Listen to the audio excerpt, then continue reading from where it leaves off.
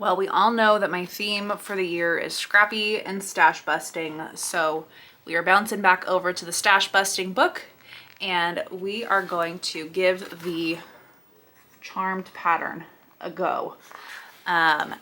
With the fabrics that I have in this little bundle, I was kind of toying with different ideas, but I knew with different layouts, one of them was going to bother me if it was not intentionally turned in different directions and kind of hodgepodged around. So I needed something that had that like frame in a frame. So with this charmed one, things are going to end up with the circle, the center squares, the focals, and then everything going around it. So with that, we are going to put on our hard hats and get to work. So fabric number 1 came from Tammy as well, and it's this hard at work kind of signs and everything, fix it, home sweet home. So this tossed print is going to be one of my focals, and then fabric number 2 is this kind of mid-tone blue Kona. It's either Cadet or Dresden. Either way, I felt like I didn't want to go something as dark or as light as what's in here. I wanted something to kind of balance between the two, so I went with this mid-tone Kona. And then fabric number 3 is what my directional situation came from, and that's these triangles. So I love triangle prints. This felt like nice and almost like hardwood without being like obvious hardwood. Like there's wood grain in the back here, but I felt like with this being like kind of a brown tone, it kind of picks up in here without just being a blah flat fabric. And so these two are going to be the center squares in every other block. So these two are going to alternate and then take turns kind of in going in rounds around the block in different ways. And so this will be that third fabric, and then there's enough of this to do the binding. This one I just got a yard of. This one I think is 1.25 yards. I'm not sure. There's probably about 1 yard here. So there will be something plenty enough to do a binding out of, unless I have to make something happen. I think with these 3, they're going to come together quite well for this charmed layout. And so I'm going to go start ironing these, and we'll get cutting and start seeing how this all comes together.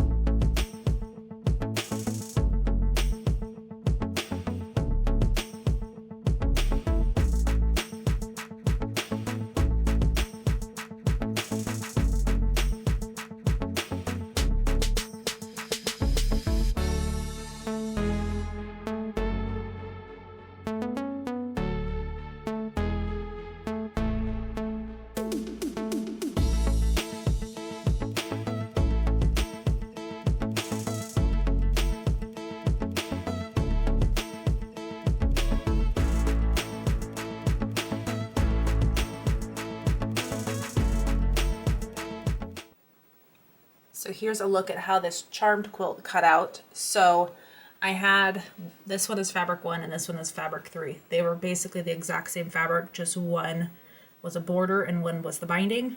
I purchased enough of this to have enough for the binding, so I just switched them. So this is fabric 3 now, this is fabric 1. It's really not that big of a difference because they make the same kind of units. They're both that focal center square, and then that Kona is in there, and then these are my borders, and then my 2.5-inch binding. I think those triangles are going to be fun. So in the spirit of these signs, let's get to work.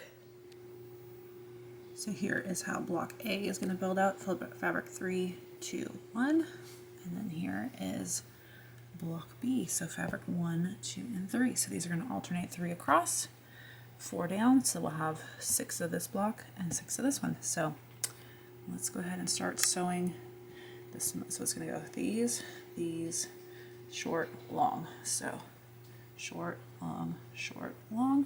And on this one in particular, I'm going to keep the triangles all pointed out so they at least look all consistent that way. So let's go get sewing.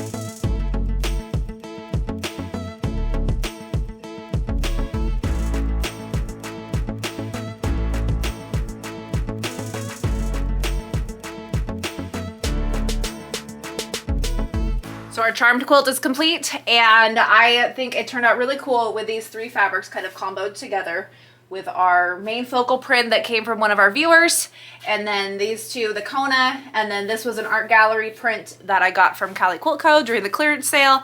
And so I think the 3 of them came together really well, and it sewed together really quick. So I would be interested in doing this one again the way that the Stash Busting book breaks it down, because it says that this can be done with charm packs in 2.5-inch squares, which obviously those are pretty easy sizes to come by. So what I would probably do is maybe not necessarily do a charm pack, but then go through, in my favorite word, go through my stash and see what I could break down and come up with to kind of make a scrappier one that would kind of be a fun I Spy, where these were all different, and then those stripes would just be like color coordinated.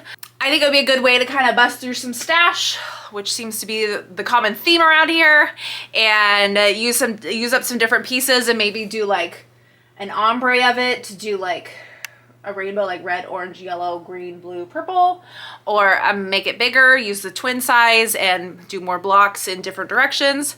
So now I've got to take my time and figure out what we're gonna do as far as quilting and the backing. And I think for the backing, because this is my binding, I had enough of that to make binding out of, so I think I'm gonna look for, I don't know if I'll be able to match this exactly. At this point, I don't remember if I made note of what color that is, so we'll see. But then there's also like green and some yellow in here, so I've got to see probably one of the darker colors. Usually I don't do a light binding, but there was like just enough left on the bolt that it made sense to do that as the binding and not leave a scrap left over. So that's how we end up with that. Usually I would do something darker, but try something new. So let me give you an up close look so you can see these fun fabrics, and then we'll be back real soon to quilt.